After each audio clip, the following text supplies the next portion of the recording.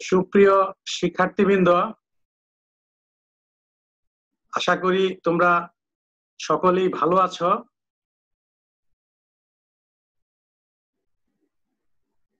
আমি তোমাদেরকে জাতীয় বিশ্ববিদ্যালয়ের অনলাইন ক্লাসে সবাইকে স্বাগতম জানাচ্ছি।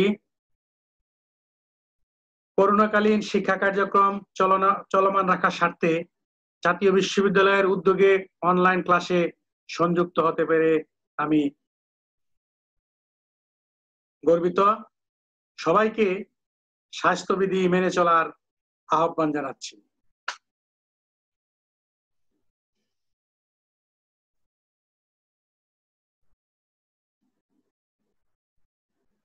আজ আমি ধারাবাহিক সিলেবাসের অন্তর্ভুক্ত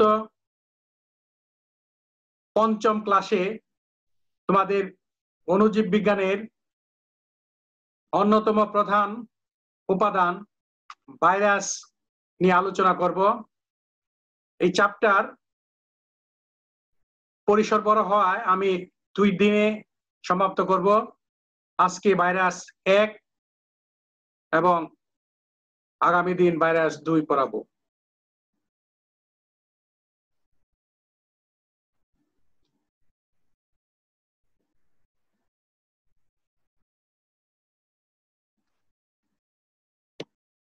তাহলে আসা যাক, ভাইরাস কি?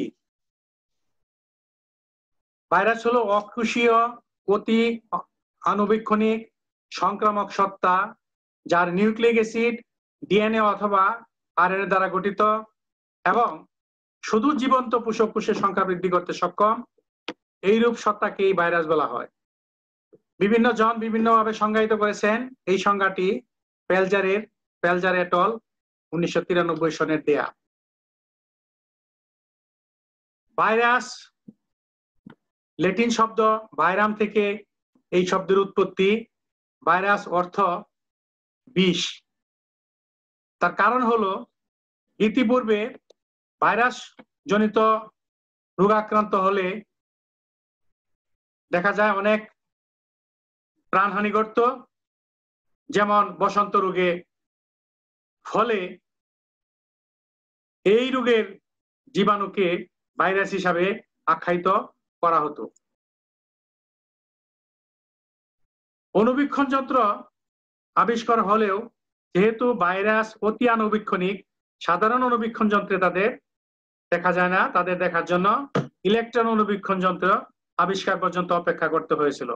কিন্তু ভাইরাস আবিষ্কার হওয়ার আগেই ভাইরাসের টিকা আবিষ্কার করে এডওয়ার্ড জেনার, এবং ভাইরাস প্রথম আবিষ্কার হিসাবে যিনি দাবিদার তিনি হলেন দিমিত্রি আইভানোভস্কি, রাশিয়ান বিজ্ঞানী। 1892 খ্রিস্টাব্দে তামাকের মোজাইক রোগের ভাইরাস টিএমবি আবিষ্কার করেন।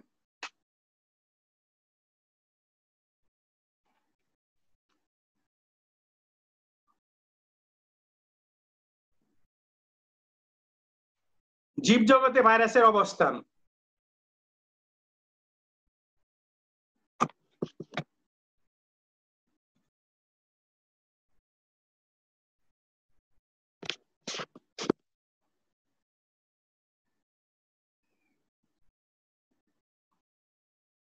জীবজগতে ভাইরাসের অবস্থান বিজ্ঞানীদের কাছে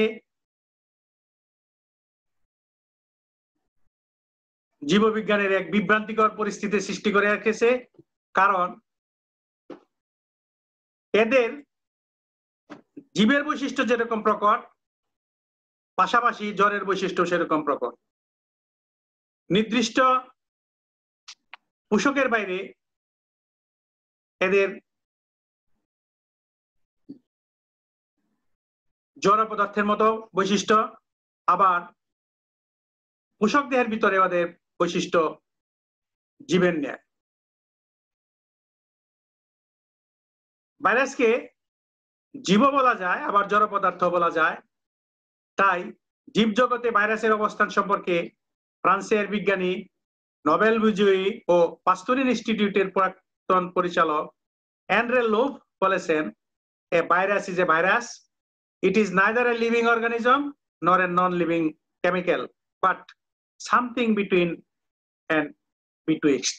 অর্থাৎ ভাইরাসই এটি সজীব বস্তু নয়, আবার জড় রাসায়নিক বস্তু নয়, সজীব এবং জড় বস্তুর মধ্যবর্তী পর্যায়ের কোনো একটা কিছু। তাহলে আমরা ভাইরাসের মধ্যে জীব এবং জড়ের বৈশিষ্ট্যগুলো যদি আমরা দেখি, তাহলে আমরা সুস্পষ্টভাবে আমরা বুঝতে পারবো যে এটা জড় না জীব। এখানে ভাইরাসে জড় পদার্থের বৈশিষ্ট্যগুলো আমরা এখানে আলোচনায় নিয়ে আসছি। ভাইরাস অকোষী।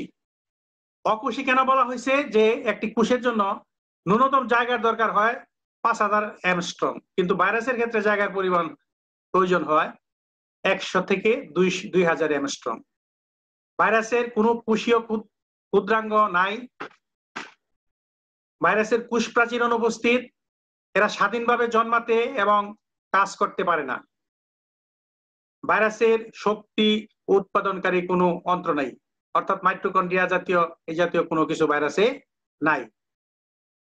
ভাইরাসকে অধঃক্ষেপণ ও তলানীকরণ করা যায়, তার মানে সেডিমেন্টেশন করা যায়, শুধু জড় পদার্থের ক্ষেত্রেই, কোনো প্রাণীকে এটা করা সম্ভব নয়।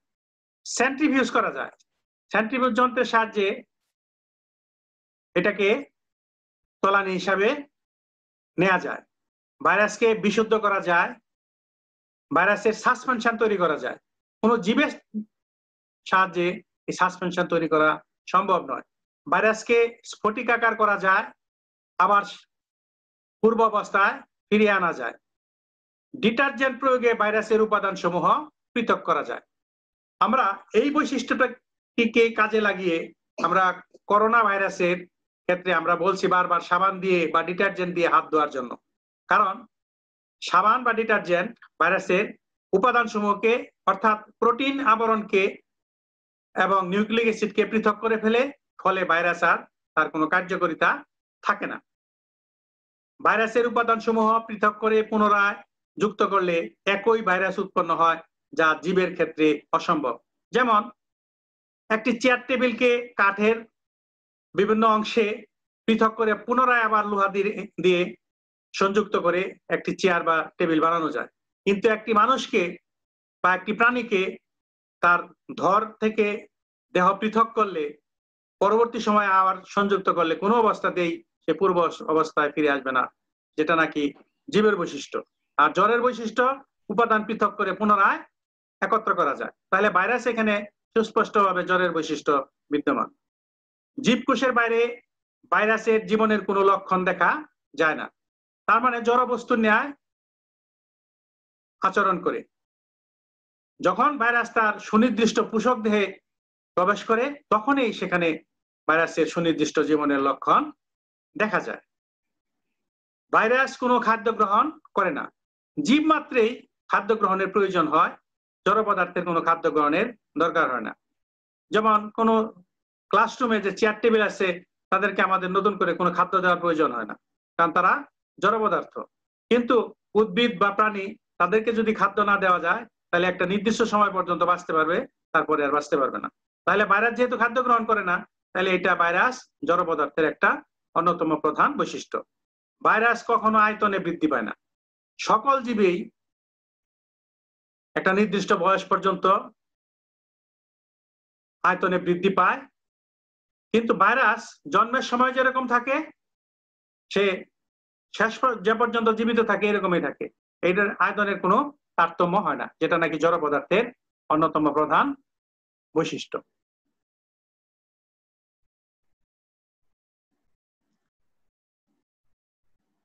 ভাইরাসের জীবের বৈশিষ্ট্য, ভাইরাসের জড় পদার্থের বৈশিষ্ট্য যেরকম সুস্পষ্ট, ঠিক একইভাবে জীবের বৈশিষ্ট্য সুস্পষ্ট। এখানে সেই বৈশিষ্ট্যগুলো উল্লেখ করা আছে যে ভাইরাসে সংখ্যা বৃদ্ধির ক্ষমতা আছে। একমাত্র জীবেই সংখ্যা বৃদ্ধি করতে পারে, কোনো জড় পদার্থ সংখ্যা বৃদ্ধি করতে পারে না। যেমন একটা রুমের মধ্যে চেয়ার টেবিল আছে, 100 বছর পরে সেই যে কটা ছিল সেই কটাই থাকবে, কিন্তু উপযুক্ত পরিবেশকে যদি জীব রাখা যায় তাহলে সে নির্দিষ্ট সময়ের মধ্যে সে সংখ্যা বৃদ্ধি করবে। ভাইরাস নিউক্লিয় প্রোটিন দ্বারা গঠিত, নিউক্লিক অ্যাসিড একমাত্র জীবের বৈশিষ্ট্য। নিউক্লিক অ্যাসিড বলতে ডিএনএ বা আরএনএ, এরা জীবের বৈশিষ্ট্য, এটা জড় পদার্থের বৈশিষ্ট্য না। ভাইরাসে যেহেতু নিউক্লিক অ্যাসিড আছে, অতএব ভাইরাস জীব হিসাবে প্রতিষ্ঠিত। ভাইরাস সুনির্দিষ্ট এবং মারাত্মক পরজীবী। তার মানে এটা ভাইরাসের পোষক সুনির্দিষ্ট এবং এরা মারাত্মক পরজীবী। ভাইরাস চিনতে পারে তার পোষক কোনটা। যে ভাইরাস উদ্ভিদের রোগ সৃষ্টি করে সে ভাইরাস কখনো প্রাণীতে রোগ সৃষ্টি করে না, আবার যে ভাইরাস প্রাণীতে রোগ সৃষ্টি করে সে ভাইরাস উদ্ভিদের রোগ সৃষ্টি করে না। তার মানে ভাইরাস তার পোষককে সে শনাক্ত করতে পারে এবং তারা মারাত্মক পরজীবী। পরজীবী এর জন্য বলা হয়েছে সে যেহেতু অন্য জীবের উপর ভিত্তি করে সংখ্যা বৃদ্ধি করে, এই জন্য তাদেরকে পরজীবী বলা হয়েছে, পরভোজী বলা হয় নাই। কিন্তু ভাইরাস সংক্রামক, অর্থাৎ এরা এক দেহ থেকে আরেক দেহে স্থানান্তরিত হয়ে রোগ সৃষ্টি করতে পারে।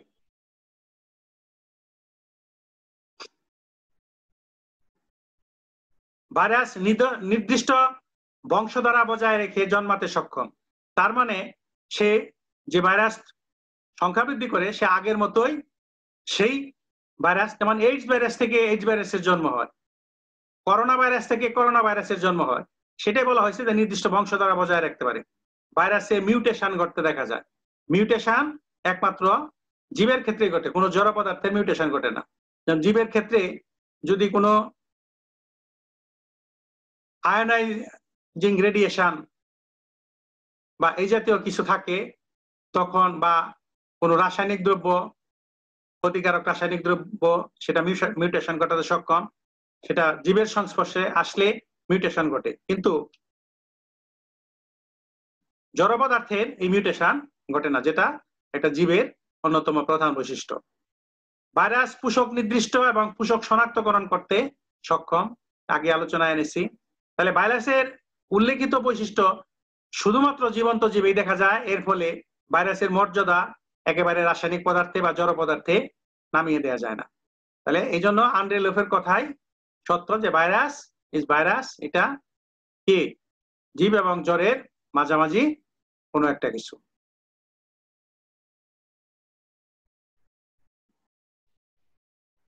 এখানে যে একটা চিত্রে ভাইরাসের তুলনামূলক আকার দেখানো হয়েছে, যে ভাইরাস এর আকার বলা হয়েছে যে 0.1 ন্যানোমিটার থেকে 100 ন্যানোমিটার বা 200 ন্যানোমিটার পর্যন্ত ভাইরাসের আকার হয়ে থাকে। কিন্তু অন্যান্য যে সমস্ত কোষ আছে এখানে দেখানো হয়েছে হিউম্যান সেল, তারপরে ব্যাকটেরিয়া কোষ, মাইটোকন্ড্রিয়ার আকার, একটি ডিএনএ এর আকার দেখানো হয়েছে। এখানে টি2 ভাইরাসের আকার কতটুকু দেখানো হয়ে গেছে। ভাইরাসের কথা বলা হয়েছে যে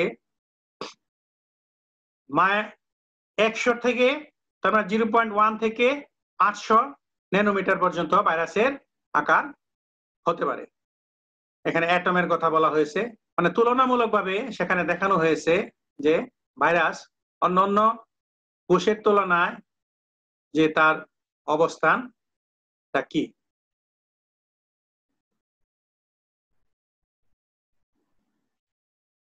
এখানে ইকোলাইয়ের সাথে ভাইরাসের একটা তুলনামূলক চিত্র দেওয়া আছে, যে ইকোলাই একটা ব্যাকটেরিয়া, এই ব্যাকটেরিয়া কত বড় এবং ভাইরাস কত বড়, এটা সমস্ত কোষটা এখান থেকে এই পর্যন্ত ইকোলাই ব্যাকটেরিয়া তার ব্যাস হলো 1000 ন্যানোমিটার। আর তার তুলনায় সবচেয়ে ক্ষুদ্র ভাইরাস যেটা পোলিও ভাইরাস 28 ন্যানোমিটার, আর সবচেয়ে বড় ভাইরাস যেটা ভ্যাকসিনিয়া ভাইরাস সেটা দেখা আছে এখানে 200 বাই 250 ন্যানোমিটার। ভ্যাকসিনিয়া হলো সবচেয়ে বড় ভাইরাস যেটা গো বসন্তের রোগ সৃষ্টি করে, আর পোলিও ভাইরাস হলো সবচেয়ে ছোট আকৃতির ভাইরাস। এবং বিভিন্ন ধরনের ভাইরাস এখানে দেখানো হয়েছে, গোলাকৃতির ভাইরাস, সরবুজ আকৃতির ভাইরাস, তারপরে আলফা আলফা মোজাইক ভাইরাস, এটা ক্যাপসুল আকৃতির, দণ্ডাকৃতির virus, tobacco mosaic virus, potato X virus, সেটা সূত্রাকার ভাইরাস, টিটু ভাইরাস সেটা ব্যাঙ্গাসি আকৃতির ভাইরাস, বা ল্যামডা-ভাস সেটাও ব্যাঙ্গাসি আকৃতির ভাইরাস। তাহলে ভাইরাসের আকারের মধ্যেও অনেক ডাইভার্সিফিকেশন আছে, আমরা এই চিত্রের থেকে আমরা সেটা সুস্পষ্টভাবে বোঝা যায়।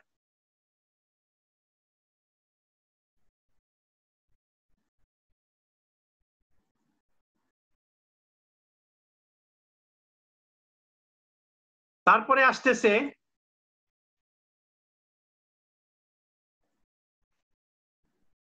বিভিন্ন আকারের বা বিভিন্ন ধরনের ভাইরাসের কিছু চিত্র এখানে দেখানো আছে। এখানে দেখানো হয়েছে ভ্যাকসিনিয়ার যে চিত্র, herpes simplex, influenza virus, Titu virus, tobacco mosaic virus, Ebola virus, adeno virus, rhino virus, এই সমস্ত ভাইরাসের চিত্র এখানে দেখানো হয়েছে।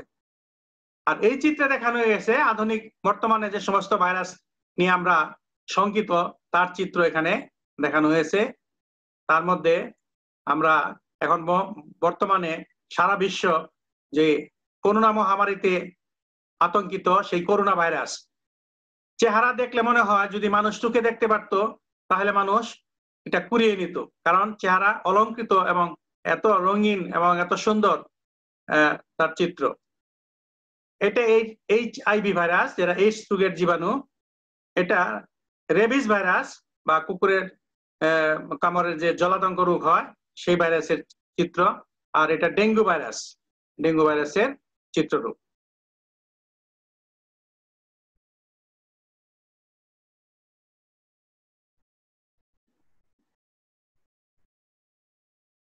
এবার আমরা ভাইরাসের গঠন নিয়ে আলোচনা করব। ভাইরাস অতি আণুবীক্ষণিক ক্ষুদ্রাকার সত্তা, যার গঠন 8 থেকে 200 মিলিমাইক্রন পর্যন্ত হয়ে থাকে। ভাইরাস গোলাকার, দণ্ডাকার, সূত্রাকার, ডিম্বাকার, টিটু আকৃতির গঠন হতে পারে। এখানে একটি কথা আছে যে অতি আণুবীক্ষণিক। অতি আণুবীক্ষণিক তাকেই বলা হয় যাদেরকে সাধারণ অণুবীক্ষণ যন্ত্রের সাহায্যে দেখা যায় না, যাদেরকে দেখতে হলে ইলেকট্রন অণুবীক্ষণ যন্ত্রের প্রয়োজন হয়, তাদেরকেই বলা হয় অতি আণুবীক্ষণিক। একটি পূর্ণাঙ্গ ভাইরাস কণাকে বিরিয়ন বলা হয়। বিরিয়নের দুইটি অংশ থাকে, একটি হলো ক্যাপসিড আর একটি হলো নিউক্লিক অ্যাসিড। এই ভাইরাসের প্রোটিন নির্মিত বহিরাবরণকে ক্যাপসিড বলা হয়। কোন কোন প্রাণী ভাইরাসে ক্যাপসিডের বহির্ভাগে লিপিড এবং প্রোটিন দ্বারা গঠিত অতিরিক্ত মূরক থাকে। এই প্রকার লিপিডযুক্ত ভাইরাসকে লিপু ভাইরাস বলা হয়। আর মূরকযুক্ত ভাইরাসকে আবার এনভেলাপড ভাইরাস বলা হয়, এবং মূরকবিহীন ভাইরাসকে নগ্ন ভাইরাস বলা হয়। ভাইরাসের নিউক্লিক অ্যাসিডে সাধারণত ডিএনএ বা আরএনএ যে কোনো একটি থাকে। কিন্তু মজার ব্যাপার হলো যে ভাইরাসের ক্ষেত্রে কোনোটাই স্বতঃসিদ্ধ নয়, সব ব্যতিক্রমের ব্যতিক্রম ভাইরাসে দেখা যায়। যেমন আমরা এখানে দেখলেই বুঝতে পারবো যে কি কি ব্যতিক্রম ভাইরাসের ক্ষেত্রে দেখা যায়।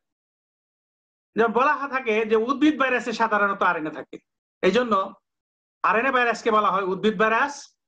আর প্রাণী ভাইরাসকে সাধারণত ডিএনএ থাকে, এই জন্য ডিএনএ ভাইরাসকে বলা হয় প্রাণী ভাইরাস।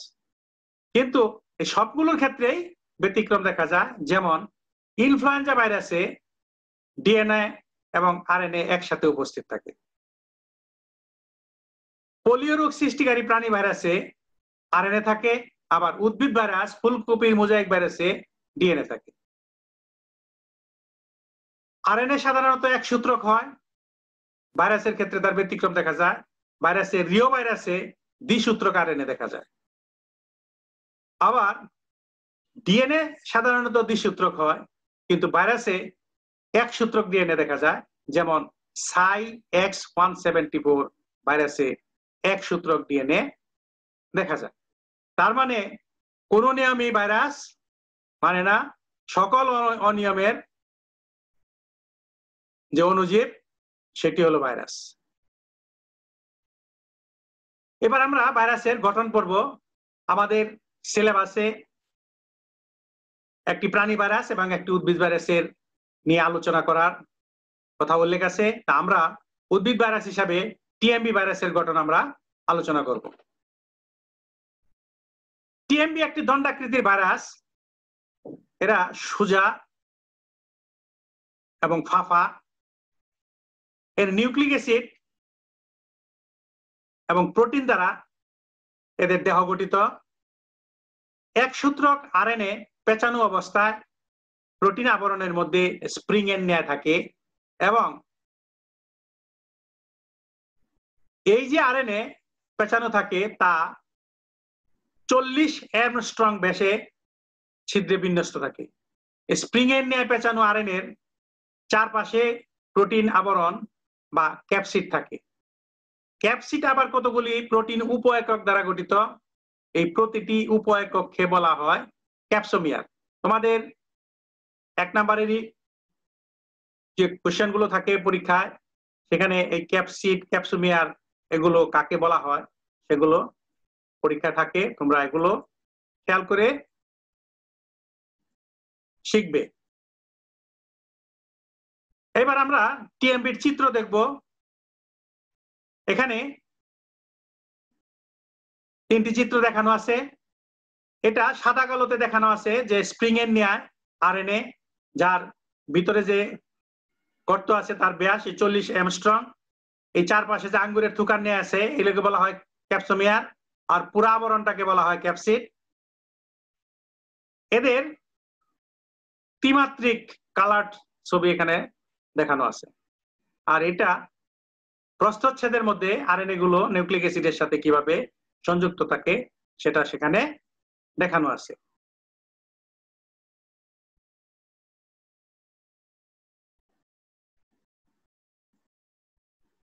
এবার আমরা টি2 ভাইরাসের গঠন নিয়ে আলোচনা করব। এফডব্লিউ টুয়ার্ট 1915 সালে এবং এফ.টি. হ্যারিলি 1917 সালে এই টি2 ভাইরাস আবিষ্কার করেন। এই টি2 ভাইরাসকে ব্যাকটেরিওফাজও বলা হয়। ফাজ অর্থ খাদক, অর্থাৎ এরা ব্যাকটেরিয়া খাদক হিসাবে এদেরকে বলা হয়েছে, যদিও এরা আসলে খাদক না। ঘটনা ছিল যে এরা ইকোলাই ব্যাকটেরিয়াকে পোষক হিসাবে ব্যবহার করে সংখ্যা বৃদ্ধি করে। তারা পৃথকভাবেই এই টি2 ভাইরাস আবিষ্কার করেন। কালচার প্লেটের মধ্যে কোনো এক সময় তারা দেখতে পেল যে কালচার প্লেটে সে অণুজীব নাই, সেই জায়গাটুকু স্বচ্ছ হয়ে গেছে। তখন তারা এই স্বচ্ছ জায়গায়, সেই স্বচ্ছ অংশের নিয়ে পরীক্ষা নিরীক্ষা করে দেখলো যে এখানে যে ব্যাকটেরিয়াগুলো ছিল সেই ব্যাকটেরিয়াগুলো নাই। তাহলে কোথায় গেল? নিশ্চয়ই কেউ খেয়ে ফেলছে। এজন্য তখন তারা এটার নাম দেয় ব্যাকটেরিওফাজ বা ব্যাকটেরিয়া খাদক। টি2 ভাইরাস ব্যাঙ্গাত্রী আকৃতির বা শুক্রাণু আকৃতির ভাইরাস। এর দৈর্ঘ্য প্রায় 200 মিলিমাইক্রন এবং প্রস্থ 65 মিলিমাইক্রন। এর দেহ 2টি অংশে বিভক্ত, যথা মাথা এবং লেজ। ষড়ভুজ আকৃতির মাথার দৈর্ঘ্য 100 মিলিমাইক্রন এবং প্রস্থ 65 মিলিমাইক্রন। লেজ মাথার সাথে যুক্ত থাকে, যার দৈর্ঘ্য 100 মিলিমাইক্রন এবং প্রস্থ 25 মিলিমাইক্রন। এবং লেজ ফাফা নলের মতো। লেজের ভিতরে ফাফা নালিকাকার অংশকে কোর বলা হয়। মাথা এবং লেজের সংযোগস্থলে একটি ব্যান্ড আছে যাকে বলা হয় কলার। এখানে এফডব্লিউ টুয়ার্ডের চিত্র দেয়া আছে, আর এখানে এফ.ডি. হ্যারিলি চিত্র দেয়া আছে।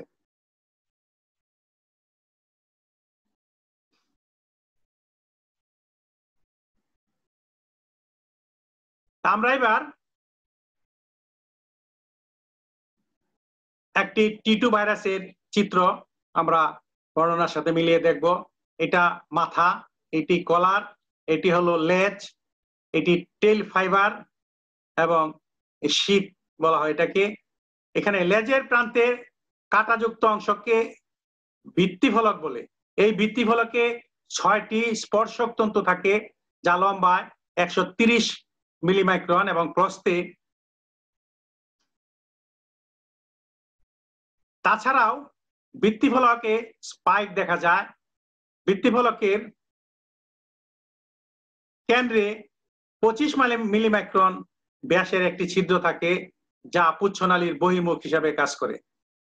রাসায়নিকভাবে টি2 ব্যাকটেরিওফাজ প্রোটিন এবং নিউক্লিক অ্যাসিড দ্বারা গঠিত। নিউক্লিক অ্যাসিড হিসাবে এতে ডিএনএ থাকে। মাথার অভ্যন্তরে ফাঁপা অংশে এই ডিএনএ থাকে, দ্বিসূত্রক ডিএনএ পেঁচানো অবস্থায় থাকে, আর যার চারিদিকে অনেকগুলো ক্যাপসোমিয়ার অণু একত্রিত হয়ে প্রোটিনের আবরণ তৈরি করে, যার নাম ক্যাপসিড। টি2 ফাজের ডিএনএ সূত্রটি 60,000 জোড়া ডিঅক্সিরাইবো নিউক্লিওটাইডের সমন্বয়ে গঠিত। এতে ডিএনএ এবং প্রোটিনের অনুপাত 50-50, মানে 50:50। লেজ, স্পর্শক তন্তু, ভিত্তিফলক সবকিছুই প্রোটিন দ্বারা তৈরি। এবার আমরা আসি যে ভাইরাস কিভাবে সংখ্যা বৃদ্ধি করে। ভাইরাস পরজীবী হওয়ায় জীবন্ত পোষক ছাড়া সংখ্যা বৃদ্ধি করতে পারে না। পোষক টি2 ভাইরাসের সংখ্যা বৃদ্ধি এখানে নমুনা হিসাবে আলোচনা করা হলো এবং তার ধাপগুলো দেখানো হলো।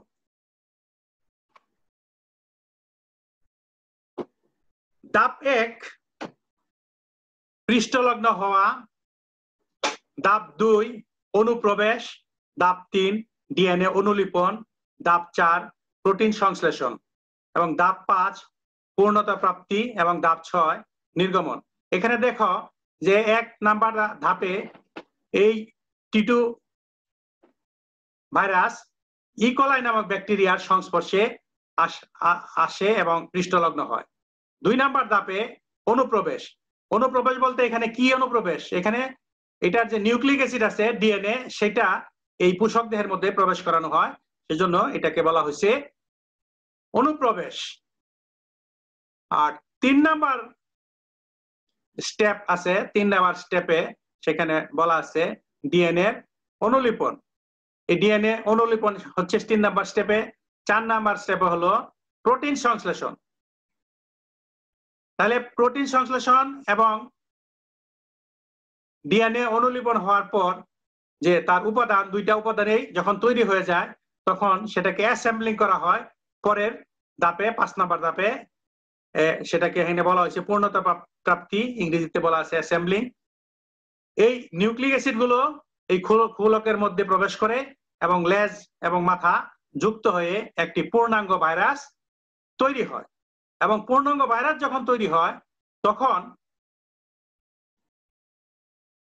এই পোষক কোষের মধ্যে চাপের সৃষ্টি হয়, ফলে পোষক কোষের প্রাচীর ফেটে যায় এবং ফেটে যাওয়ার ফলে এই যে অপত্য ভাইরাসগুলো আছে সেগুলো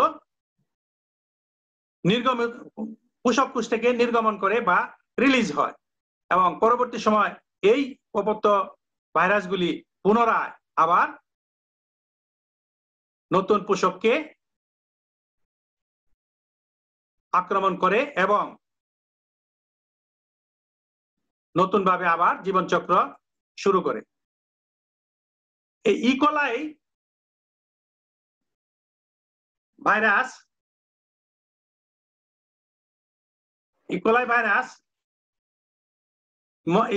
ভাইরাসের মধ্যে 20 মিনিটে দেখা যায় যে একবার চক্র সম্পন্ন করে অনেকগুলো অপত্য ভাইরাসের সৃষ্টি হয়।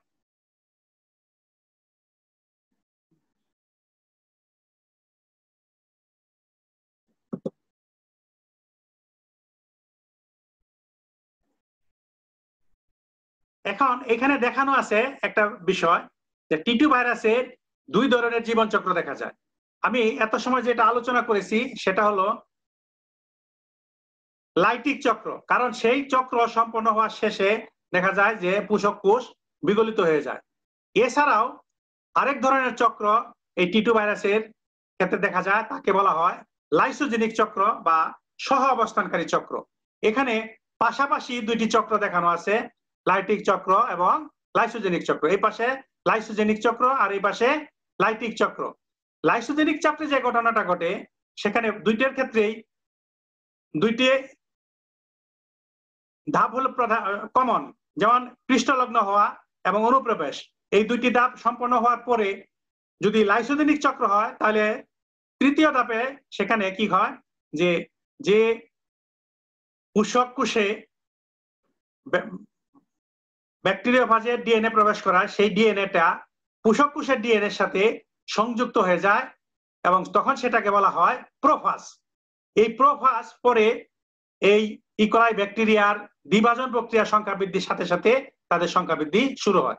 এরকম একটা থেকে দুইটা, আবার এটা যখন একটা থেকে দুইটা হয়, তার মানে এখানে সংখ্যা বৃদ্ধিটা নির্ভর করে ব্যাকটেরিয়া কোষ যেভাবে সংখ্যা বৃদ্ধি করে ঠিক একইভাবে সেখানে সংখ্যা বৃদ্ধি প্রক্রিয়া নির্ভর করে। আর লাইটিক চক্রের ক্ষেত্রে ঘটনাটা ভিন্ন, সেখানে পোষক কোষ আর জীবিত থাকে না, পোষক কোষ বিগলিত হয়ে এখানে জীবন চক্র সম্পন্ন করে, এই জন্য এটাকে বলা হয়েছে লাইটিক চক্র। লাইটিক অর্থ হলো বিগলন, লাইটিক সাইকেল মানে বিগলনকারী চক্র। তাহলে ভাইরাস এই দুই ধরনের সংখ্যা বৃদ্ধি করে, তার মধ্যে লাইটিক চক্রে একবার সম্পন্ন হলে অনেকগুলো অপত্য ভাইরাস সৃষ্টি হয়, কিন্তু লাইসোজেনিক চক্র যদি একবার সম্পন্ন হয় তাহলে দুইটি ব্যাকটেরিয়া সৃষ্টি হয়, যেখানে বা দুইটি প্রোফাজের সৃষ্টি হয়, যেখানে ভাইরাসের ডিএনএ থাকে এবং ব্যাকটেরিয়ার ডিএনএও থাকে। এবং এই লাইসোজেনিক চক্র নিয়ন্ত্রিত হয় পোষক কোষের ইচ্ছা অনুযায়ী, কিন্তু লাইসোজেনিক চক্র নিয়ন্ত্রিত হয় ভাইরাসের ইচ্ছা অনুযায়ী। আমরা পরবর্তী স্লাইডে এই দুটি তিনটির পার্থক্য আমরা এখানে সুস্পষ্টভাবে আমরা দিয়েছি। যেমন লাইটিক চক্র এবং লাইসোজেনিক চক্রের পার্থক্য, এক নম্বরে যে লাইটিক চক্রের এই চক্রে ব্যাকটেরিয়া কোষ বিগলিত হয়ে যায় বলে একে নাম হলো লাইটিক চক্র। আর এই ক্ষেত্রে দেখো লাইসোজেনিক চক্র, এখানে ব্যাকটেরিয়া কোষ বিভাজনের সাথে সাথে ডিএনএ সংখ্যা বৃদ্ধি ঘটে, তাই এই চক্রের নাম হয়েছে লাইসোজেনিক চক্র। আচ্ছা, উদাহরণ যে টি সিরিজ যুক্ত ফাজে লাইটিক চক্র দেখা যায়, যেমন টি1, টি2, টি3, এই ভাইরাস গুলাতে এই চক্র দেখা যায়। আর ল্যামডা সিরিজ যুক্ত ফাজে দেখা যায় লাইসোজেনিক চক্র, যেমন এখানে দেখানো হচ্ছে ল্যামডা1, ল্যামডা2, ল্যামডা3 এরকম। পরবর্তী পয়েন্টে, লাইটিক চক্র একবার সম্পন্ন হলে অনেকগুলি ভাইরাসের সৃষ্টি হয়, লাইসোজেনিক চক্র একবার সম্পন্ন হলে দুইটি ভাইরাসের সৃষ্টি হয়। লাইটিক চক্রে ভাইরাসের ডিএনএ প্রভাবে ব্যাকটেরিয়া ডিএনএ নষ্ট হয়ে যায়, এখানে নষ্ট হয় না, পাশাপাশি অবস্থান করে। এবং লাইটিক চক্রে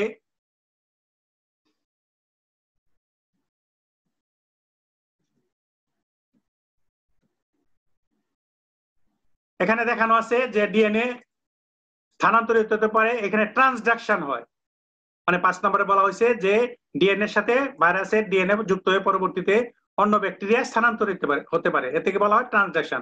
আর এখানে বলা হয়েছে সিনক্রোনাস বিভাজন।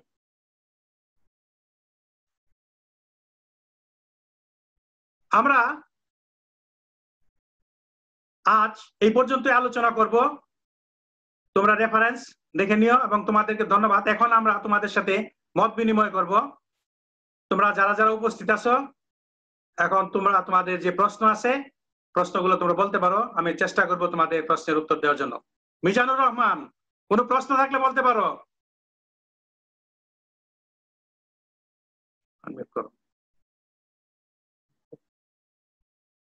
সবাই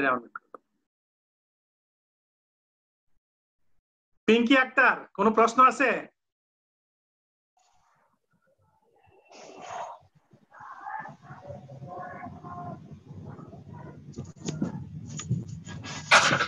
স্যার, যে বলো। ভাইরাসের যে জীবের বৈশিষ্ট্যের ভিতরে মিউটেশন বলছেন, মিউটেশনটা কি? মিউটেশনটা কি আসলে? মিউটেশনটা হলো যে জিনের আকস্মিক পরিবর্তনকে বলা হয় মিউটেশন। অনন্যা, কোনো প্রশ্ন আছে?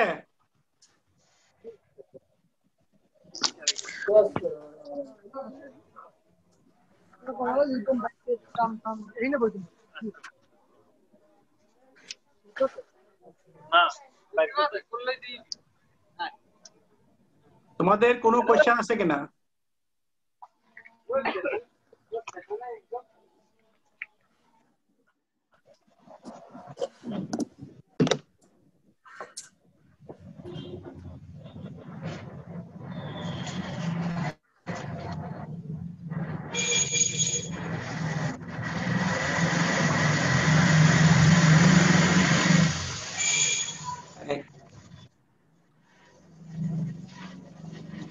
তোমাদের কোনো কোশ্চেন আছে কিনা?